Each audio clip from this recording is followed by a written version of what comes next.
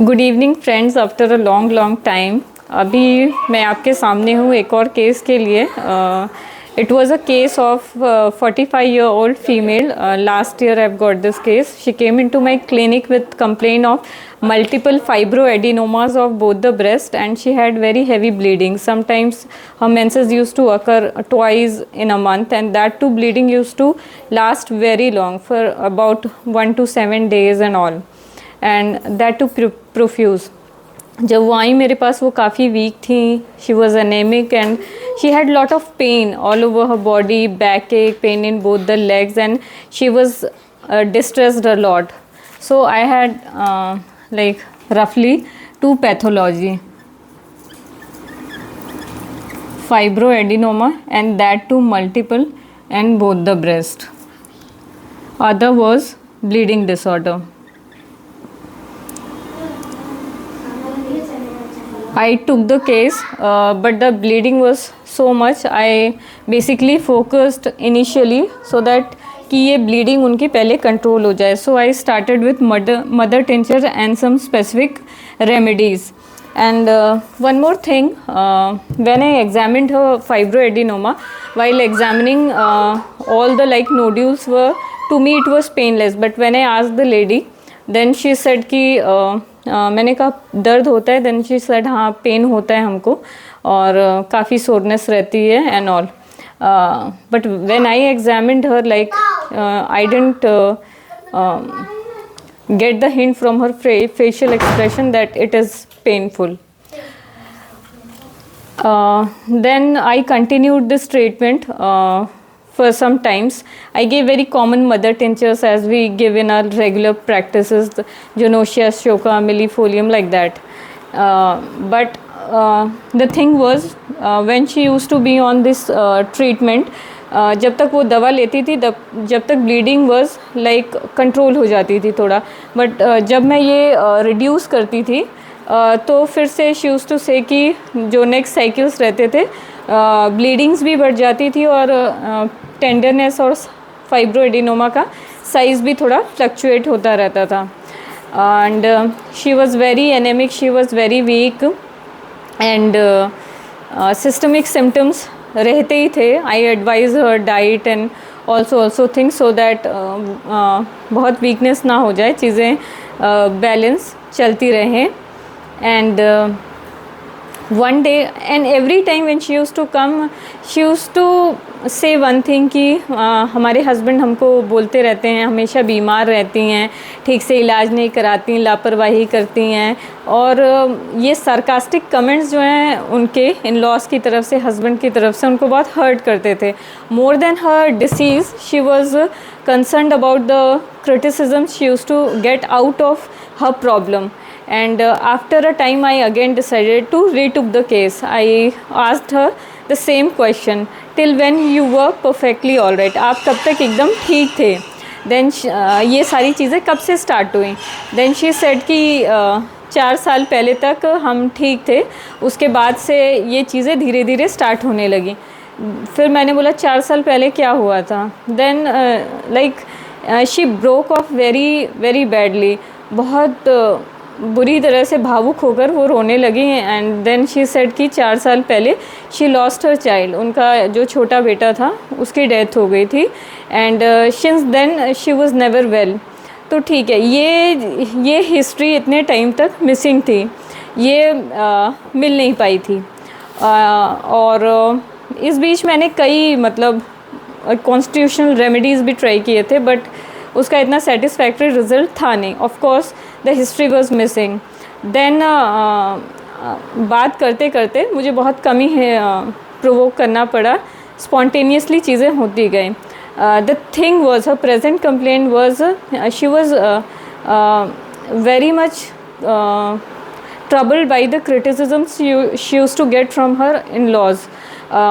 उनकी जो सासू माँ थी उनको बोलती रहती थी कि तुम इतना मारते रहते थे बच्चे को, तुम इतने स्ट्रिक्ट थे, देखो भगवान ने ले लिया, या अपने बच्चे को मार डाला. लिटरली ऐसी चीज़ें उनको सुननी पड़ती थी. और उन्होंने बोला, ये चीज़ काफ़ी हर्ट करती थी उनको, कि डॉक्टर साहब क्या कोई माँ अपने बच्चे को मार देगी. And it was like that. more than she was wanting consolation, comfort from my words, she was expressing कि what she was going through. तो ये भी एक केस में चीज़ थी जो नोटिस करने वाली थी. और फिर जब ये चीज़ें सामने आई तो एक रेमेडी जो अभी तक सबने सोच ही ली होगी वही मेरे दिमाग में क्लिक हुई, and that way is Ignatia. अब जब ये रेमेडी मेरे ब्रेन में क्लिक हुई तब मैं रिट्रोस्पेक्टिवली उनको समझती हुई चली गई. तब ये सारी चीज़ें जो है वो अनफोल्ड होती हुई चली गई. अब जब वो आई थी, अब उनके बैठने का तरीका मैंने नोटिस किया कि वो जब भी चेयर पर बैठती थी वो एकदम स्ट्रेट बैठती थी बेसिकली. और वो जब भी आती थी बहुत नीटली साड़ी पहन के, बहुत अच्छे से सर को कवर करके, मतलब पल्लू करके, घूंघट करके आती थी, बहुत डिसेंटली बैठती थी. एंड अनदर थिंग, कई बारी उनका जो बड़ा बेटा है वो 15-16 साल का था, उसके साथ वो आती थी. And her child, her elder son was also very obedient and very good guy, very good boy. He was very good. हाँ, तो इन चीज़ों से ये पता चल जाता था कि उनकी पेरेंटिंग, उनकी अपब्रिंगिंग काफ़ी अच्छी रही होगी. और क्योंकि वो इतनी डिसिप्लिन, वो इतनी हार्ड वर्किंग थी, तो वही डिसिप्लिन वो अपने बच्चों को भी सिखाती थी. और जब वो ये अच्छी चीज़ें सिखाती थी, शी सेड कि क्या बच्चों को बिगड़ जाने दे, क्या उनको डांटे भी नहीं, क्या उनको बोले भी नहीं. कौन माँ चाहेगी कि उसका बच्चा चला जाए. मतलब उनकी जो लेगेसी है, उनकी जो प्रिंसिपल है, मोरालिटी है, वो अपने बच्चों को भी सिखाती थी उसी तरह से. अब इग्निशिया की पूरी पिक्चर जो है वो क्लियर होती चली गई. एंड एवरी टाइम जब वो फॉलोअप में आती चली गई तो एक तरह से अब उनके अंदर मैं इग्निशिया की एक एक चीज़ें, उसके एक तरह से ड्रग पिक्चर जो है वो मैं बनाते चली गई, वो क्लियर होते चली गई. अब आप कैंट रिपोर्टरी जब खोल कर देखेंगे, उन्होंने एक एक वर्ड जो बोला था वो पूरा एज इफ ये मेरा केस नहीं, ये डॉक्टर कैंट का केस हो. वो चीज़ें पूरी बिल्कुल उनके सेंटेंस लिटरली उस रेमेडी में पूरे मैंने पाए.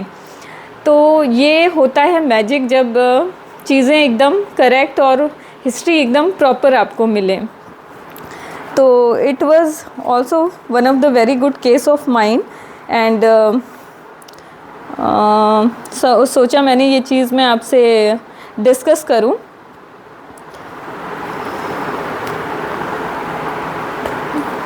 So the follow-up, after giving Ignitia 1M, then in her subsequent follow-ups, she was improving all along. The first good thing which I noticed in her was her features. Initially she had dark circles around her head and very sunken face. Another thing, she had long neck also, another sign of sensitivity.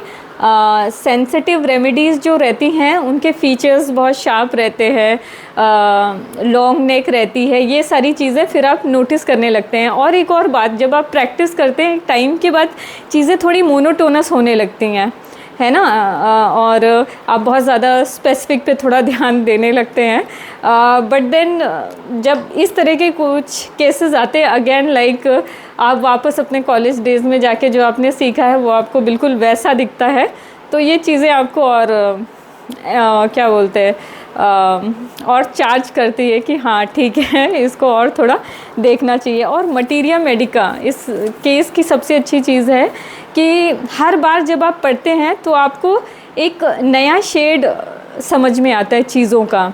मतलब ये दोनों तरफ से होता है, आप पढ़ के पेशेंट को समझते हैं और कई बारी पेशेंट आपको मेडिसिन समझा देते हैं. तो फॉलोअप में उनके जो फेशियल फीचर्स थे, जो स्कंकीनेस और पतला दुबलापन हो गया था वो गया, चेहरा थोड़ा भरा, और जो बार बार वो टूट के बिखर जाती थी. लिटरली ये जो वर्ड है, अगर आप कैंट मटीरिया मेडिका को जाके पढ़ेंगे तो उसमें लिख ये सेंटेंस है कि एकदम बिखर के टूट जाता है पेशेंट, एकदम दर्द से एकदम इतना वो हर्ट हो जाता है, इतना फ्रेजाइल हो जाता है वो दुख और गम से कि उसको तोड़ देता है. तो उनके जो जनरल्स थे वो थोड़े बेटर होने लगे. अभी भी मतलब जो ब्लीडिंग है वो 1 से 7 डेज़ रहती थी, पर अभी जो है वो 3 to 4 डेज़ अभी है. 2 साइकिल्स उनके लास्ट थोड़े नॉर्मल रहे हैं। अब की वाला जो फॉलोअप था उसमें थोड़ी हैवी ब्लीडिंग देखी गई है, but still I am hoping कि ये चीज़ें भी वैसे ही जाएगी। सो ये केस था, मुझे लगा कि चीज़ें थोड़ी शेयर करनी चाहिए।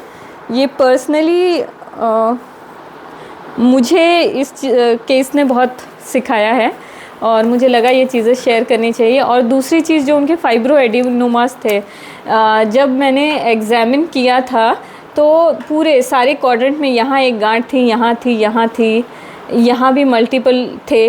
ये वाले जो थे वो काफ़ी डिज़ोल्व हो गए हैं। यहाँ एक छोटा सा है और लोअर क्वाड्रेंट में छोटे छोटे अभी 2 फाइब्रो एडिनोमा मुझे फील होते हैं, बट इसमें भी रिमार्केबल इम्प्रूवमेंट मुझे दिखी है।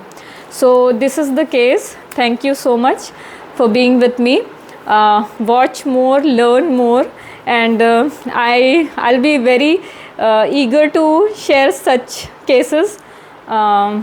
और जो भी गलती हुई है माफ़ करना, and I'll try to be continuous with such more cases। Thank you so much। हाँ, कब से आप इलाज करा रहे हैं? जनवरी से। जनवरी से। अभी दिक्कत कैसी है? जनवरी में नवंबर से करा रहे हैं? 12 तारीख से नवंबर में। जी जी जी। अभी आपकी परेशानी कैसी है? तो है में सर गांठें वगैरह भी कम हुई हैं? सब